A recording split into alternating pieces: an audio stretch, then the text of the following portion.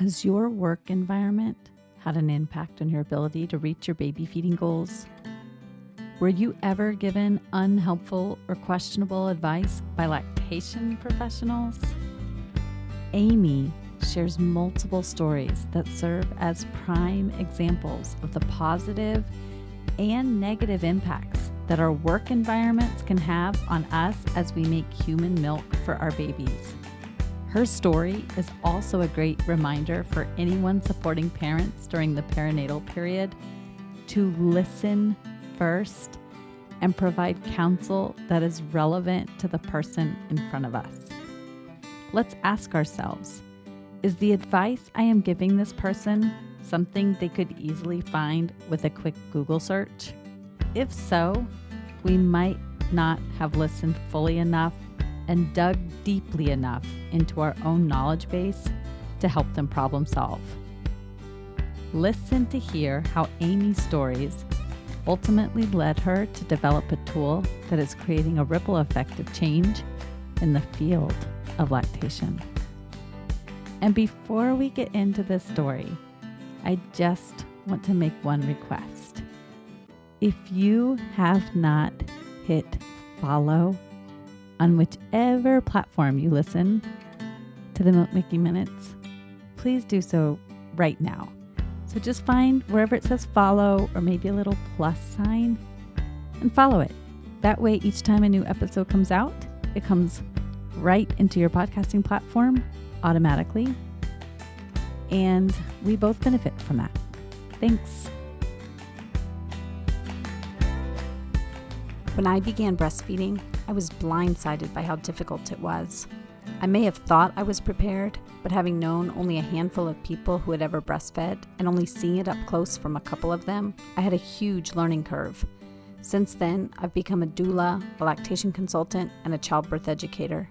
I'm your host, Lo Nigrosh, and I welcome you to the Milk Making Minutes, where we explore breastfeeding experiences through the lens of systemic barriers, so that you know your breastfeeding struggles are not your fault and your triumphs really are the miracles you feel they are. So I'm Amy Fletcher. I am a registered nurse and mostly NICU and then a little bit of pediatric ER is my specialty.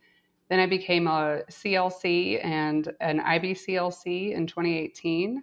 And that's my kind of career. I work in a children's hospital now, mainly in the NICU. Great. That's such important work. And then the latest thing that I've actually started is I developed a tool called the NipFit Tool to help moms breast pump better without pain.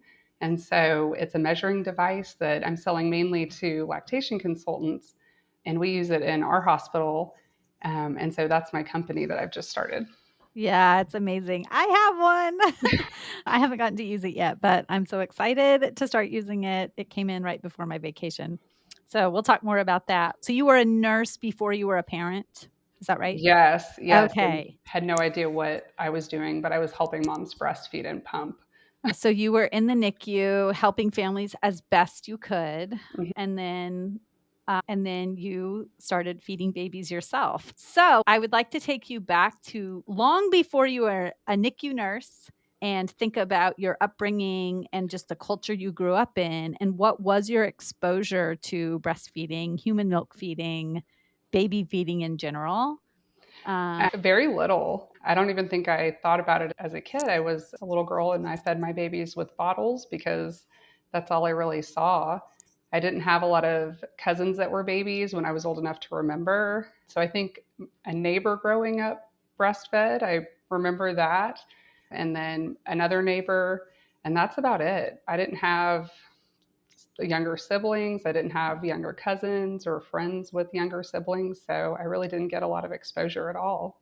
So tell me, once you were starting your own family, what kind of preparation did you do? How were you thinking about baby feeding in particular as you were thinking about starting your family? I so we did take a class because I wanted my husband to be prepared. I felt like I knew all the medical things that were going to happen, but he is not medical. And so we took the basic labor class. I don't remember if they mentioned feeding babies in there. It was mainly all about what happened just that one day when you went into labor and had your baby. And I don't remember, honestly, I never remember like making the choice between formula and breastfeeding or bottle feeding and breastfeeding. I just knew I was going to breastfeed, and that was my goal. I had a really great IBCLC in the NICU. She was mainly a NICU nurse and was our 1 day a week IBCLC. And she was very inspirational in helping all of our moms on that 1 day and teaching the nurses. And so she was helpful for me, but I was just going to breastfeed and I didn't prep for it at all. Now, had you seen lots of families not meet their breastfeeding goals? I will say, so this was back in the mid 2000s when I started in the NICU, and we were still feeding preemies lots of formula. We had a lot of neck. It wasn't private, it was just curtains. And so it was, most of our families were not able to meet their goal. I'm not even sure anyone really asked them specifically what their goal was to try to meet that. We had a lot of families that did pump and feed their babies, and we did try to help them breastfeed, but probably the vast majority of them did not discharge meeting those goals at all. But that didn't make you feel like it would be hard for you. I think because he wasn't a preemie, it just never occurred to me that we would have issues. Okay. So, You have a total of really 5 baby feeding stories, right? right. Okay. Yes. Looking back on especially that first experience and knowing that you knew less than you know now, how did that first experience impact that initial baby feeding? So my first labor, I was induced. I had preeclampsia, an epidural, fluids, the whole thing. And he came out, and thank goodness Ryan was just a great breastfeeder. He was Mm. that unicorn. And I think that really helped, just that I had that baby that just latched on and he just breastfed. And we didn't have pain or any issues. He did have jaundice, not because of feeding problems, but because we have incompatible blood types. And so we were going back and forth between the pediatrician, the hospital for labs, and then back home. And then the pediatrician, he was on phototherapy. And it was just that whole first week was a blur. And luckily, my pediatrician, the hospital, no one ever suggested that I bottle feed him, that I give him formula, because I probably would have. Even though he was not losing weight, even though we didn't have a feeding issue as the problem for his jaundice, I probably would have absolutely fed him a bottle of formula if somebody said he needed that. We were readmitted at 6 days for phototherapy again during swine flu. Oh, It was no. the swine flu epidemic. And he was in the hospital just one night. And then he continued to breastfeed. I went back to work around 11 weeks. And because I worked in the NICU at night, I breastfed him all day. My husband just brought him to me. And then I pumped at work. Everyone supported me. It was really like the unicorn breastfeeding experience, especially returning to work. I was around so many babies. I feel like those hormones were just flowing. And so I didn't have any supply issues or anything like that. I thought when we got to that year mark, I just thought that's when you stopped breastfeeding, because that's the cultural expectation here in America is you hit that year and you stop. So we did, but he was just easy. So, Mm. and that unfortunately, going into the second one, that's how I thought breastfeeding was. Yeah. And it was not the second time around. Yeah, that can really be hard when you have that, as you say, unicorn experience the first time and you think, great, I am a master breastfeeder. Yes. So it is really surprising that even though the jaundice was as a result of a blood type incompatibility, that formula was not pushed on you. Because often that is the narrative. You need to feed Yes. formula to help with the jaundice, even though Um, that goes against the research. and then, I mean, this was 13 years ago. So even Yeah. more, I'm shocked that no one even suggested that I feed him anything other than breastfeeding. Wow. So Yeah. That's incredible. it really Uh, was. If you listen to episode 95 with Kelly Smith, you already have heard an example of the power that meditation and tuning in to the mind-body connection can have on us during breastfeeding. So if you are pregnant, trying to conceive, or nursing an infant or a toddler, take some time to build that connection by listening to Kelly's podcast, The Meditation Mama. You can find it wherever you get your podcasts. My next question was, we think that nurses working in hospitals would be really supported with pumping. That is often not the story I hear. Yes. Because they're really busy environments. You often have a high patient load. You have to be charting in addition to patient care. And so it's really great that you were so supported to pump at work. What did that look like for you? Were you able to set your own pumping schedule? Did you use a hospital pump from the NICU? Did you have a space that was designated for pumping? We did. So in the NICU, you're often, if you're not the admission nurse, you're very scheduled as far as when the babies eat, which is another issue with our NICU going to breastfeeding. They want to schedule babies. And I just had it set where we would feed the baby at this time, I would go pump. I'd feed the baby again, I could go pump. And they had rooming in rooms and like bereavement rooms that we could just go be private. And I wasn't the only one. There were a bunch of, this happens in nursing units, a bunch of young nurses always get pregnant at the same time. It's just a phenomenon that I've noticed. And so a bunch of us were pregnant and a bunch of us were pumping and coming back from maternity leave at the same time. And so it was really nice that all the nurses were really supportive and they would listen for your baby so that you could go pump. Okay. So you're scheduled particular babies in the NICU. Okay. Wow. I'm so glad to hear that you were in such a supportive unit. Yes, they're amazing. Yeah, that's great. Okay. So anything more to tell about that story? Was weaning difficult at a year? No, he really is my like kid who is just the easy one. So I got really spoiled with the first baby. He slept well, he ate well, he still eats well. I know. So everybody after that has thrown us a little bit more for a loop. Yeah. Like I thought I was just a really good parent. Of course. But that's not true. It's super dependent on your kids and not you. Yeah. I love that you say that because so many times we commend ourselves. So then what was your next experience like? So then my daughter was born 2.5 years later. Different hospital. We had moved, different job. And I was induced with her really for truly no good reason except I had one high blood pressure. And with my history, they decided to induce me at 39 weeks. She was very fast, a very fast delivery. And she was a very big baby. She was 1.5 pounds bigger than her brother. And I had her epidural, the whole same stuff. She breastfed well that first time. And then my husband left to be with our older son that night, and she would not eat. And I was so upset. Like, even knowing what I know, even being a nurse, she would not feed. And I was crying. And I think it was one of the techs came in and just gave me a bottle of formula. And I was just so upset that my baby wouldn't eat. And I tried to feed her formula and she wouldn't eat that either. And so then I was even more upset, feeling like this like 9.5 pound baby was just going to starve. And instead of somebody just telling me that actually your child doesn't need to eat right now, she's really not going to starve. She's big and healthy and it's okay. Just hold her and let her wake up and eat. It was not that.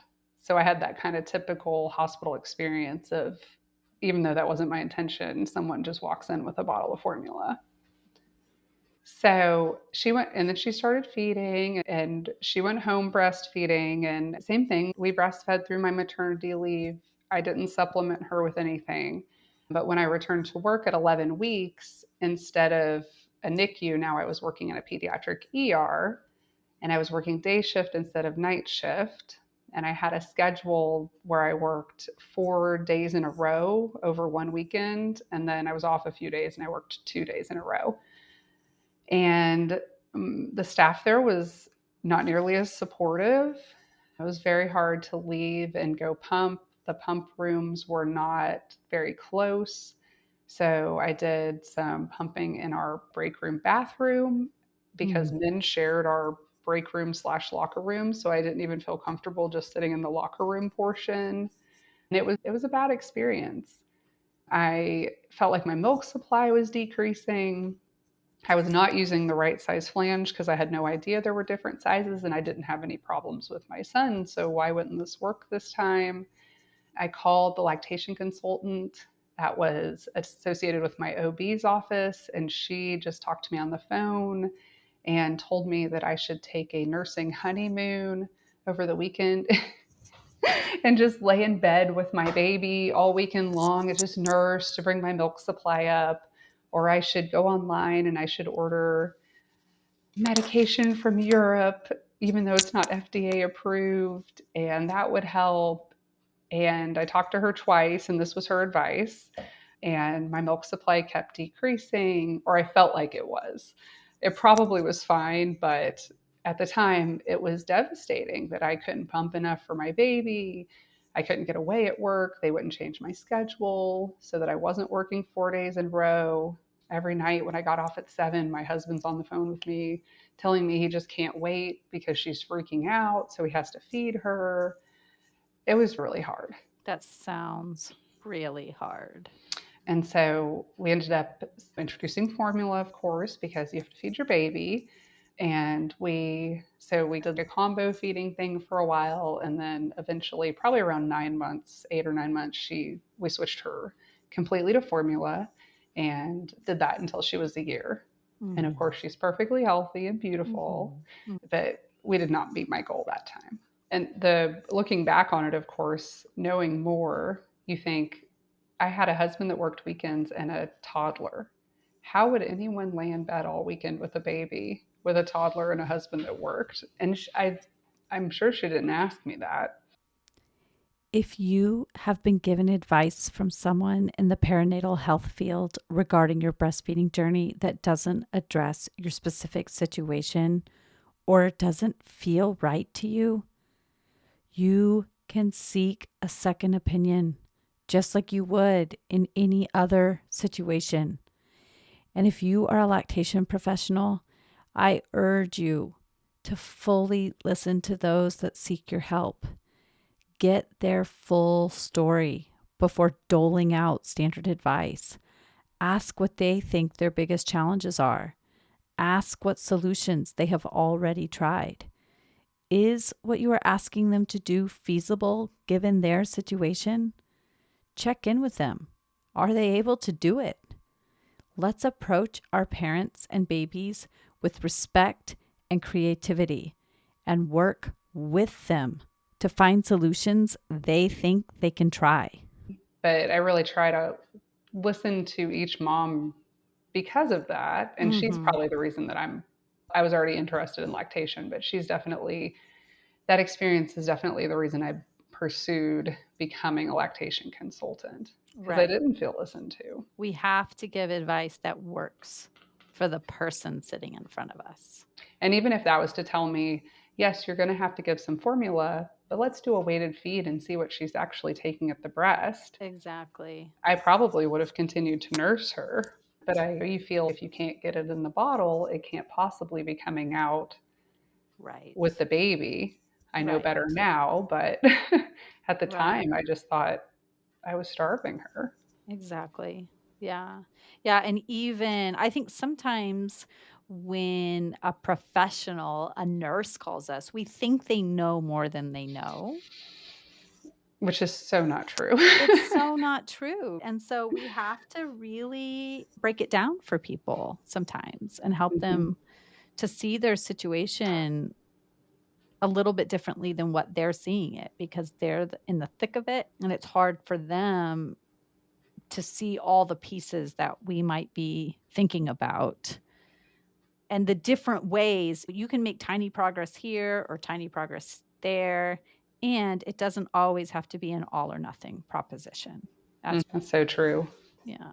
Oh, man. I know it was a long time ago, and I know you know a lot more now than you do then, but I'm so sorry that Oh, was your thank you. experience. Yeah. I know and it is hard. It's still hard, even though she'll be 11 on Tuesday. It's just, Yeah. it These still makes stories you stick feel with like, us. And it's yeah, not about the switching to the formula, no, right? Yeah. no, not at all. Because lactation consultants, our first rule is you feed the baby and then you figure everything else out. And I fed her. It's just, we didn't figure everything else out. Right, exactly. Yeah, and to seek out the help. It takes a lot for somebody who worked in a NICU to call somebody and say, "Hey, I need help. I breastfed my other baby for a year and everything was amazing. I've worked in a NICU for a long time. I work in a pediatric ER. I need help." And then for the answer to be order these supplements from Europe and do a nurse in, that would make a lot of people not want to become an IBCLC, but luckily you had some good experiences with other IBCLCs. I did. Yeah, so you knew that there were better people out there. Yes, absolutely. Yeah. So that was around the 8 or 9 month mark? Okay. Yeah. So that's still a lot of human milk It feeding is. throughout a stressful situation. I can't imagine. And you mentioned that when you were in the NICU, you were around all these babies who were in stressful situations, of course, but you were their primary caretaker. You were feeding them. For most of them, you were probably seeing them growing bigger and stronger every day. Their parents were probably so grateful. And that's probably a very different experience than being in a pediatric ER where there are these emergent situations coming in and day out. I'm sure that level of stress has an impact on your milk releasing hormones specifically, which are impacted by stress. To be seeing children in such stressful situations, I'm sure did not help. I've never thought about that, but you're probably right. And then that combined with the stress of feeling like I have to get right back to work and see patients and schedule it between procedures and things. Right. Yeah. Yeah, I'm sure that was challenging. Anything else about that experience that you wanted to share? No, that's pretty much Haley. Okay, and now she's a thriving Almost 11 11 year old. almost Yes. 11-year-old. Yeah, Yes. yeah.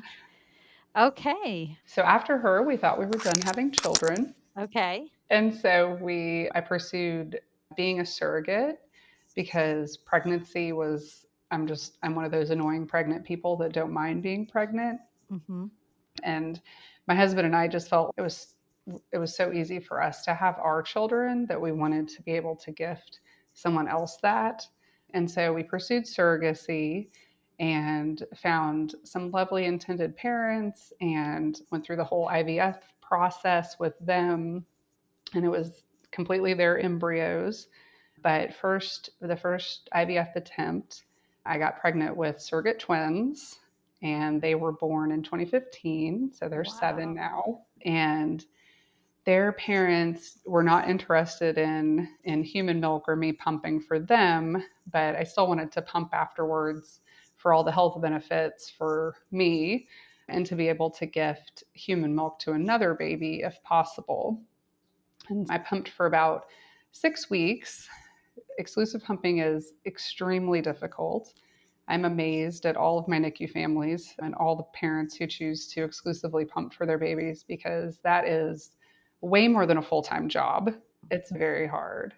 But I was able to gift a really large amount of milk to another family who had a baby via a different surrogate right Oh, around that time. wow. Yeah. And she's an amazing mom she has 5 now, and she's exclusively human milk, fed them all on donor milk. And she's in our area, so I've donated to her for 2 of her babies Wow. after having my own, my surrogate twins, and then another one of my keeper babies. How long did you have off after the I delivery? I took about 6 weeks. So I had a C-section with them, which is my first C-section, Oh, and it had complications. I hemorrhaged and Oh, had some no. things happen after the delivery. So I'm actually surprised I had so much milk because I lost a lot of blood. And then I also was in high risk OB overnight and did not start pumping in the recommended amount of time and all those things. So I just wanted to be able to do that for a few weeks at least, and made a decent amount of milk, shockingly. But honestly, it's such a hard job to do that for not having a baby there. Right. Not waking up to a pump is not the same as waking up to a baby. I just decided that wasn't going to work for my family to wake up in the Yeah. middle of the night. And I had a 3 and a 5-year-old or 3 and a 6-year-old at the time. Yeah. So it was a lot Yeah. but I took about 6 weeks off after that delivery just because of the complications and everything. That's when my doctor said I could go back to work. 6 weeks is not a long It's time. not. And I went back to the ER at the time. Wow. And so you said you pumped for 6 weeks. So did you ramp up and then gradually wean off? I did. And my husband and I took a well deserved vacation by ourselves after that, at Yeah. around that 6, 8 week mark. Uh, And so I weaned and I took a pump with me, but I just was not as interested on that vacation with pumping. Of course. Okay. And so what was your weaning strategy from the pump? How did you manage that without getting ductal Issues. narrowing and infections? I'll say I probably was never pumping the amount of times a day that I would recommend after if you were exclusively pumping. Uh-huh. So I was probably taking like a decent sleep break at night from the beginning. So I just weaned how many times a day I was pumping, Okay. and So then basically only to you would comfort. reduce the number of pumpings each day and then maybe wait a couple of days and then reduce another, or you would just see how your body was feeling, and if you could handle going longer, you would go longer. I had a schedule leading up to that vacation. So I was probably pumping a total of 6 times a day, 6 or 7 times a Okay. day by that Uh-huh. second to fourth week mark. Okay. And then I reduced every few days leading up to the vacation. Okay. All right. And do you know the total number that you donated to your friend? The Oh my total number of gosh. ounces? It's okay if you don't. No, it was Okay. hundreds probably. I tracked it at the time. I don't even know why, but it was a couple really large coolers full. Yeah. What an amazing story. Okay, so you said you thought you were done. So we thought we were done. And then, probably a year after the twins were born, we started talking about having another. And we decided to have Mason. So we got pregnant with him and had him at the end of 2017. And again, my plan was to breastfeed. At this point, I was a CLC and I was working as a CLC in the hospital. I switched jobs again. I was working as a CLC in the hospital and a NICU nurse. Okay. And a Um, CLC is a certified lactation counselor. Counselor. And I was earning my hours doing that in the hospital I worked at. When I went on maternity leave, I think I was working weekend option, like night shift. So I worked every weekend. But the hospital I worked at then lets you take up to 36 weeks off after having a baby. It's not paid, but you can take up to 36 weeks off. A small portion is paid. So my plan was to take the vast majority of that off, and I was able to take a couple of weeks before he was born. And so I did that, which was lovely because I wasn't stressed leading up to his delivery or anything. I did get induced with him, and he was a VBAC delivery, so with a gentle induction. And that was a great delivery. He was born, he breastfed, he exclusively breastfed in the hospital and didn't have any problems with jaundice or anything. But I started to have breastfeeding pain, which Mm, was completely new for me. None of my other kids I'd ever had breastfeeding pain with. And so I quickly figured out that he had a very anterior tongue tie, and I couldn't get into the preferred kind of provider I was told about here because they said they didn't have an appointment for 2 weeks or something. And so I just found another ENT and went and saw them, and she clipped it, and the pain magically disappeared, which is great. Knowing what I know now, that probably isn't the route I would have gone. But at the time, I just wanted the pain to go away. I just wanted to be able to breastfeed my baby and not have it hurt. We did that, and he continued to breastfeed. I went back to work when he was about 7 months old. And with him, I had failed to introduce the bottle because I was off. And it was so much easier to just breastfeed him. And I had two children that were in like kindergarten and second grade. And we had a very busy life. So he was just schlepped around everywhere with us and went to the baseball games, went to gymnastics, and he just got breastfed everywhere. And so the bottle just wasn't a priority for me. And my mom was the one that was going to watch him when I went back to work. And I was able to go back part time after he was born during the day. And he would not take a bottle at all. But at that point, he was 7 months old. He had started eating table foods and was drinking water. So we did a little bit of reverse breastfeeding where he would breastfeed when I was home and at night a little bit more. And my mom would feed him whatever he would take during the day. And eventually he started taking milk from a cup, I think. And then he continued to breastfeed and take milk from cups and bottles until he was about 14 months old. And then we mutually decided we were done. Okay. Now, this is a great story, and I know it can't always work that way because daycare providers are not always as flexible in their attitudes about how they problem solve for a baby who refuses the bottle. But the fact that your mom was taking care of your baby meant that you could have a little more flexibility. Were you Mhm. feeling really stressed about the fact that he would not take a bottle? I think I would have if it wasn't my mom Yeah. watching him. Like if it had been daycare freaking out or a nanny or something like that, I might have felt more stress. But I just was able to say, it's going to be fine. I fed him before I left. He's going to eat while I'm gone. It's just not going to be human milk. And when I get home, I'll feed him a lot. It's going to be okay. And was your mom stressed? I think in the beginning she was, but it was maybe 2 weeks before he figured out that this was his new life and this was what just had to happen. Okay. So So was he fussy at all in those 2 weeks? Was he agitated that he wasn't getting milk from the source? he had Mimi here to love on him, and the Mhm. other two kids were in school. And so I think it just worked out really well for us. We were extremely blessed to be able to we have all the grandparents here. So we have that support, which is so rare. Mhm. And so he was just able to be with her.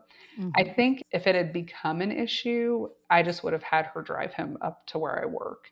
And it would not have been an issue for me to have breastfed him while I worked, Okay. like maybe once a day or something. So Yeah. Okay. And were you pumping at work at the time? I was working in the NICU a couple days a week, and then I worked lactation a day a week. And Okay. again, I worked in a extremely supportive NICU, much smaller NICU, and we had private rooms for all the babies. There were like 10 private rooms, and Wow. you could just they were really full. So I just got a room and I picked a room each day that I put my pump in, and I would just go in there when I needed to pump. I did figure out that I needed a smaller flange. At that point, like I'd Mm. finally had enough education and I really didn't want what happened with Haley to happen with Mason. And so I sized myself. I'm not sure if I got down to what I eventually actually should be with him, but I definitely it was better. Oh, good. And did you notice a difference in your output? Oh yeah, I didn't have any supply issues with him. There were a lot of things that were different. Your environment was more Mhm. supportive. You had more time to pump. It was less stressful, just in general, the work environment. You actually had a place you could pump, but the phalange size matters. It does so much, Yeah. and Yeah. especially for comfort.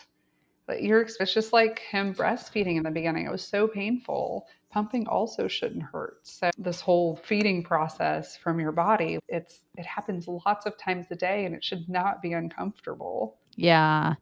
Yeah, exactly. Now, your mom, she human milk fed? Had she breastfed? Oh, that's a good question.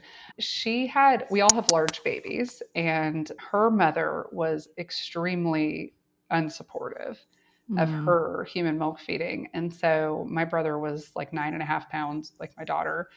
And my grandmother told my mom that she was just starving her child and she Mm. should give that baby formula because he's just going to waste away.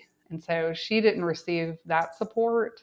And she returned to work with my brother fairly early because, 1980, you don't get maternity leave. And so I think they gave her like 6 weeks maybe. And she's told me about one of the pumps, if you can call it that, that they had back then. I think it involved a foot pedal and it was Amazing. so it was not successful. And then when I came along, she tried to breastfeed for a little while and I think she had more success, but still not a very long time and just didn't have that support. Yeah. And she knew what it was like, but she at least knew what it was like to not be supported. Yes. Oh, my parents are so supportive. My husband's parents are also. So we're Mm. very lucky. They, I think, are had to just get used to me feeding because I don't think Mhm. they had a lot of exposure to breastfeeding growing Mm. up or anything. Don't want to say I'm forcing it on them, but I'm trying to make breastfeeding the norm. You're normalizing it. And Like, you're in the South, right? I'm in the South. I'm in Mhm. Atlanta. Okay. Yeah, so uh, you had mentioned, I think it was with your third, yes, it was with this third baby that you were oh, talking about, that you breastfed him for so long from your body, that you were going to gymnastics and going to soccer games and you were just breastfeeding him everywhere. Did you ever get any public criticism for breastfeeding? not that I'm not that I remember or that I was aware of. I'm I don't have a Southern personality, so I probably would have said something back to Mhm. the person. I think I received like a couple of looks, but no one ever told me to go to the bathroom to feed my baby, thank goodness. Mhm. But it's definitely not as public here, probably as it is in other places in the US, Mhm. unfortunately. Yeah. Yeah. Have you noticed a difference in the 13 years that you have been feeding babies culturally? I think one of the biggest things is women not feeling like they have to put a blanket over their baby, Mm. with myself included, because that was just, oh, here's your nursing cover, was basically the attitude. And there's been a lot of innovations in like nursing clothes. Also, Mhm. I luckily with the last two have had so many outfits and things that I felt comfortable just walking around without having a blanket over them. And I think that's extremely important that we need to be able to feed our babies wherever. They should not have to feed under a blanket or a tent or in a room closed off away from people. I don't eat that Mhm. way, so why should a baby? Yeah, and especially in a place like Atlanta, it can be so hot to be under a So blanket. hot. Yeah. Yeah. Oh yeah, the park and a baby, you're already just it's so humid here. So putting a blanket Right. over us just does not work. Yeah. When your baby refused the bottle and you reverse nursed, were you doing 12-hour days as a nurse? And 2 days I worked as a nurse, I was doing 12 hours, and then my lactation shifts were like 8 to 10, depending on what was going on. Okay. So does that mean that you were nursing all night? I don't think at that point, because he was just older. So it was like I would get home, I'd nurse him, I'd twilight nurse him, and then he'd wake up in the middle of the night a couple of times. Okay. And then I'd wake him up to feed him again before I went to work. And did you ever do a weighted feed at that time to see how much he took at a particular setting? No. Okay. And I just wasn't concerned. He's my smallest Uh, child, but I think it's just genetics. So he's always yeah. been the skinnier one. The reason I was asking about the weighted feed was not that I was actually worried about his growth, but rather I was thinking about your storage capacity, because Uh, for some people, they have a larger storage capacity and the baby can take in a lot more in a single feed. And so it really would not impact much if they were doing most of their feeds at night. And for others, if you have a smaller storage capacity, then you might be waking to feed way more frequently at night if your baby was reverse cycling or not feeding during the day, and that might not be sustainable for you given your whatever your work schedule is during the day. And so if you're hearing this and you're thinking, oh my gosh, I would be feeding my baby every 2 hours, that would not work. no. You have to do what works for you and for your baby, and you tune into what your baby needs. And so if you're thinking, oh my gosh, my baby's not taking a bottle, what am I going to do? Or my baby is out of daycare and they won't let me not send milk in a bottle. There are other options, and that's when you reach out to an IBCLC to try to figure that out. Absolutely. And there's alternatives to bottles. Yes, There's cups, there's open cups, there's sippy cups. There's so many ways to feed a baby that's not an actual bottle. exactly. Yeah. But it was amazing that you had your mom there that could Yes. help you problem solve that. Yeah. Okay, so you have one more story, right? Or Oh my gosh, I have one more child. so many. We decided Mason couldn't be alone, of course, so he needed a sibling that was close in age to him. I've been trying to get my husband to get another dog. We have 2 cats, we have 2 children, we have 1 dog, and he just won't give in. You definitely need another dog.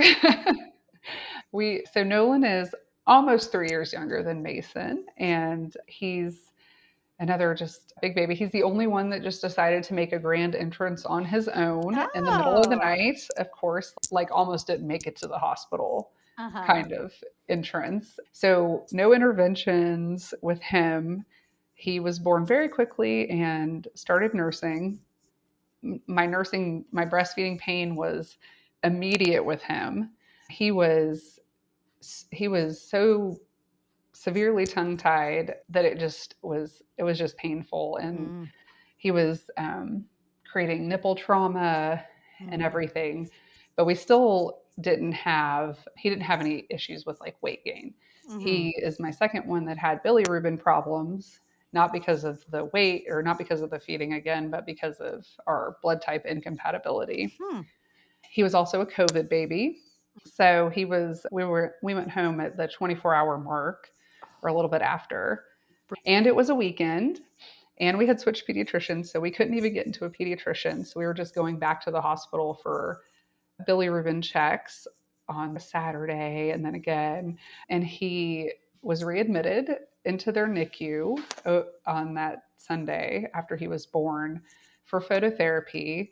And I was actually doing weighted feeds because I had gotten a new scale as an IBCLC. I'd just gotten a new scale, so I wanted to play with it. And he was taking large quantities of food.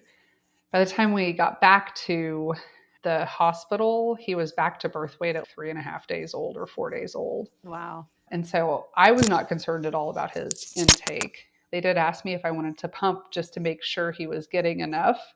I declined their offer. I didn't feel the need for him to pump. Luckily they had like a rooming in room that we could stay in, and they were super accommodating. They put the warmer in there and the lights. But like most babies, that was the last thing he wanted to do was lay in a warmer. So we ended up with the phototherapy lights just over me and pretty much just breastfeeding all night long. And his bilirubin came down and we were able to go home the next day. To back up just a little bit, while I was still in the hospital after he was born, the lactation consultant did come in to visit us. And I told her he was having pain and I thought he was tongue-tied like his brother. And she told me that I just needed to try a little bit harder to breastfeed him without pain. So I felt a little dismissed by her. But my nurse had a nursing student, and so I was able to show them what a tongue tie looked like. And I did a little mini class on tongue ties for my nurse and her nursing student while we were postpartum. Have you been told something dismissive by someone you hoped would give you solid breastfeeding, chest feeding, or pumping advice? Do you need someone who will listen and believe what you say about your own body and your baby? I would love to be the IBCLC who helps you to make meaning of your experiences so far and to help you take the next right steps in your feeding journey, whether that's virtually or in person. Go to my website, www.quabbinbirthservices.com, to learn more.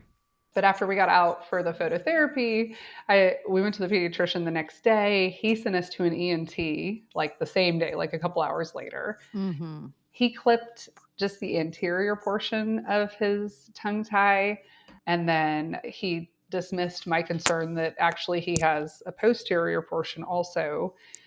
So we continued a little bit. Breastfeeding was still very painful, but I was doing weighted feeds. I knew he was getting enough food. And we were able to get into a pediatric dentist that works with an OT and an IBCLC here. And he finished the revisions, and he had his posterior tongue tie and his lip tie, and he did his buckles too. Mm-hmm. So that actually helped with the nursing pain. We had to do a few sessions with OT to get him back developmentally where he needed to be. And then we actually ended up with a chiropractor for 14 weeks because he only turned his head one direction and he was developing a flat spot. And crazy enough, he also just had so much trouble pooping. So even though he was just eating a ton, he just rarely pooped. And after our treatment plan with the chiropractor, he met all his milestones. He pooped regularly, which doesn't seem connected at all, but he turned his head, he slept with his head on the other side, and we avoided the helmet. So he was a challenging baby. So he's the last one definitely, and so we haven't been in a hurry to wean him. But the first 3 or 4 months of his life was just a lot of appointments and trying to fix everything. Yeah. And how soon did the pain resolve after that pediatric dentist appointment? So the first revision that he had when they clipped the anterior really helped, like that sharp initial pain. But just like with Mason, who had a more stretchy, like had just had more function with his tongue, it was the kind of continued nursings. It was just sore all the time. And so after that initial clip, I was having that soreness. And once he finished revising everything, like that just went away almost immediately. Okay. So it wasn't, the pain wasn't continuing until you finished the chiropractic work. That was just to help him resolve the tightness. Mm-hmm. And sometimes that tightness continues because those ties develop early on in utero. And so the baby is accustomed to moving their body in a particular way to accommodate the ties.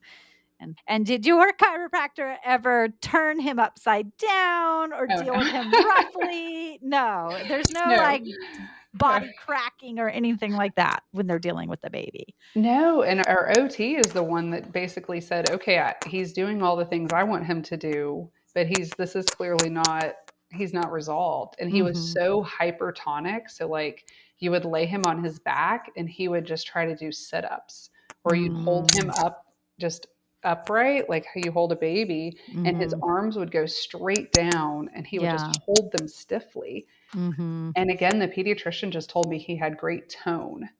And I think again, if this was my first baby, I might have believed him, but this is my fourth baby, and I know what a baby is supposed to do, and that is not it. Right. So we're lucky enough that we don't rely on referrals through our insurance, so we can see whomever we want. And so we pursued that all on our own. It's cover. They covered the car. It was some of it was out of pocket, so they Mhm. covered like a portion of it. I wish it Okay. had been more, but Yeah. the chiropractor we see specializes in babies and peds, and everything Mhm. is so gentle. And I know it's considered a little out there in the medical community, but they're the ones that actually helped.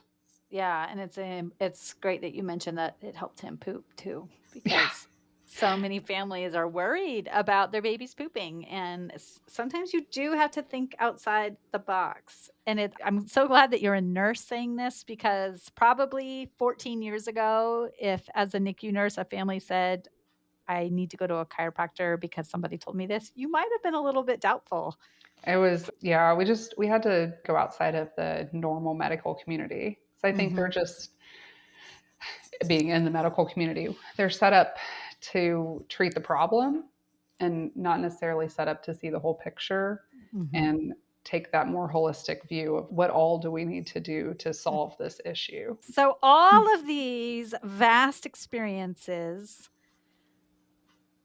and your journey from being a NICU nurse to a CLC to an IBCLC and seeing the problems, particularly that people had with pumping, and your own experience of being in the ER and feeling a perceived, at least, milk supply issue. We can't go back in time and know if it really was, but I think we need to believe parents when they say, I'm struggling with my milk supply until we know otherwise. And Absolutely. then having a second time where you were able to pump no problem. Actually, you had 2 other times where you pumped no problem, or 3. 3. Many times where you pumped no problem. But then particularly that other time where you had properly fitted yourself. Tell me about that fitting experience, because this was before you invented your NipFit tool, correct? Yes. So what was that process of fitting yourself? That just looked like me buying a lot of flanges. Okay. So my first baby, no one gave you a pump. So someone literally just gave me her old pump, and that's what I had, and that's what I used. And then by the time I got to the last 2, insurance had started supplying moms with pumps in most situations, and so I got to try out like a Spectra and some things. And so I just started buying smaller and smaller flanges. So I started like with the 21, and then I went down to, I don't know, I have so many flanges at this point, it's not funny. But eventually I got down to a 17, and then I tried a 15. I was like, nope, that's too small. And so I'm a 17, and that's what I used with the last one, definitely. I think I maybe used like a 21 with Mason, the third one. Great. So then what was the process of inventing the NipFit tool? When I was still in the NICU at my other job, I started to fit moms when I came back from having Mason. And I was using all these online tools where you can cut out the circles and things like that from the pump companies. And I was telling moms what they needed because my coworkers were still just using the if it hurt, go up technique. And so a lot of our moms were getting the 27 or larger, and we really only carried that size. And I worked at 2 different places, and so one hospital uses Amida and one hospital used Medela, and so it was like back and forth. But I got them to carry the 21s, and so we started fitting moms. But I was advising moms what to buy when they left, saying, you're actually not this. You really need to go down. You really need to see someone outside of the hospital when you're planning on doing more pumping. And I tried out like everything you could buy pretty much at that time, the geometry ruler and just measuring tapes and all the techniques. I never tried the coin trick, which seems to be very popular, where you just hold up coins to see which one matches. I don't think there's enough coins for that. But it also is like, yeah, I've told people to compare when I'm just talking to them on the phone. If you don't have a printer, you can't print out the ruler, like you can compare to coins, but it also seems a little bit unsanitary if you're already feeding a baby, because coins touch so many different hands and go in so many different pockets. they're so dirty. So one of the nurses that I worked with at the time watched me like cutting these circles out, and she said, my husband, like he has a company out of our house and he manufactures medical devices and things. Like, let me get you guys in touch and let me take this home and show them what you're doing. And so we collaborated and we went through a number of different trial kind of things and came out with the NipFit tool. And so we've used it in the children's hospital I work at for almost a year or longer, and it works so well. It's amazing to fit a mom. We do carry the inserts at the hospital I work at. My managers, again, are like super, super supportive of lactation. And so they are ordering things and they're paying for them for our parents, which is amazing. But we like fit a mom, we measure, we hand her what she needs, we try it out, make sure it fits. Right. Yeah. Because it does have to do with fit, but also comfort. So, like, Oh my gosh, sometimes if you yes. measure, that could be technically what you wear, but if it doesn't feel right, then you might have to go up or down a little bit. So it's about Exactly. both fit and comfort. Yes. And then effectiveness. Right. Exactly. Fit, comfort, and effectiveness. Right. Yeah. Yes. And we see so many parents who are still getting sized up in the birth hospitals. Yes. It's amazing to me It's that. incredible. And we have 3 or 4 boxes of larger flange sizes because our pump comes with a 25. And we've had them since May of 21. And they're still sitting there because no, it's just not that common to have to go No. above that 25. So the vast majority of people that I fit are between 13 and 19. Yes. And none of the pump companies, like, they're coming, they're trying. I hear that some of them are going to make smaller sizes. None of them are making a 13. And I Yeah. don't think any of them have that in the works. Yeah. So the aftermarket companies that are coming in and are making those things that actually fit real pumping parents, because Right. we're not all the same size. No, we're not. No. And you should never, ever have to do something 1 to 8 times a day, 1 to 10 times a day that hurts. Right. Yeah, exactly. Yeah, it can make such a big impact. I was so excited when I got your tool. Like I said, I was like, oh, I'm going to measure myself. And it's been years since I pumped. And I'm like, I measured a 13. So probably I would wear maybe like a 15. Mm-hmm. But I don't really know. And I'm not going to start pumping now. I don't want to. Relactate. I would hate to get that going again. But I'm really excited to start using it both at the hospital and my private practice. Yes. So thank you. I know the first time you put it out on the professional marketplace, it like sold out right away. I had to wait for the next order. It was crazy. I was just not expecting that. Mhm. I'm so excited about it. I'm so happy. I've gotten a lot of feedback, really positive feedback, and we're working with various like WIC offices and we're shipping internationally. So Oh my gosh, that's amazing. it is amazing. It was unexpected, but it's amazing. And I'm super grateful that we can have this product that can help parents and hopefully help lactation consultants, especially in those hospital clinic environments. Yeah. Because I realize that if you're a private practice IBCLC, you might have a fit kit and you can just size Right. like that. Exactly. Yeah. You just can't do that in the hospital. Yeah, but even having a fit kit, it's helpful to have a starting point. And you can kind of eyeball and say, okay, this person's a little on the bigger side or a little on the smaller side. But your tool, it's for anyone who hasn't seen it. First of all, just go to the website, nipfittool.com. But it's just one instrument. And it's made of a BPA free. It's acrylic. So Yeah, it's yep, acrylic. Okay, great. And it just has these little cutouts all along the outside, and it even comes with a little clips. You can clip it onto your badge or onto your scrubs, or it's really easy to carry around. It's just the perfect little size, and then you just hold it up to the person's body. And if one size doesn't quite work, then you just move it to the next size. It's ingenious. I can't believe someone hasn't thought of it before.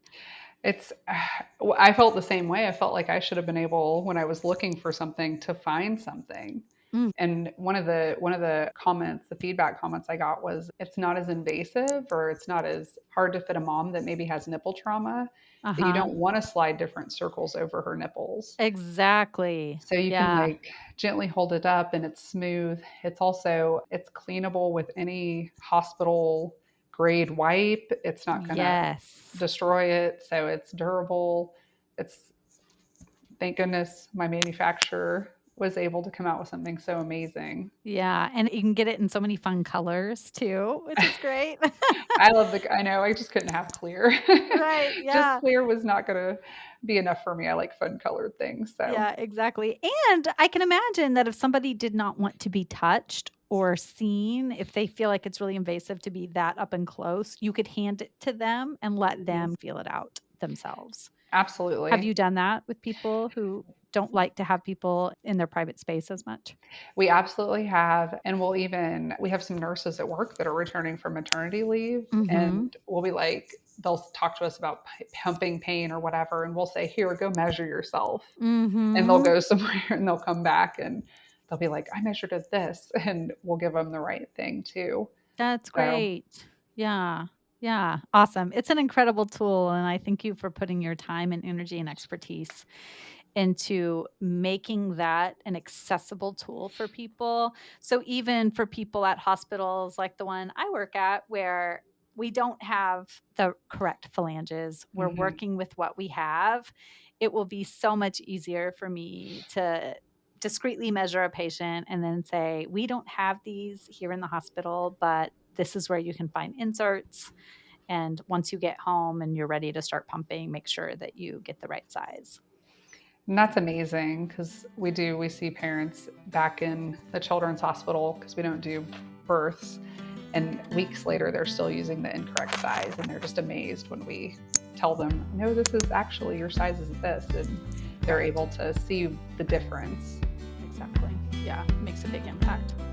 Thank you so much for that work and for coming on and sharing your amazing stories. Thank you This so has much been for having such a me. pleasure. You're welcome.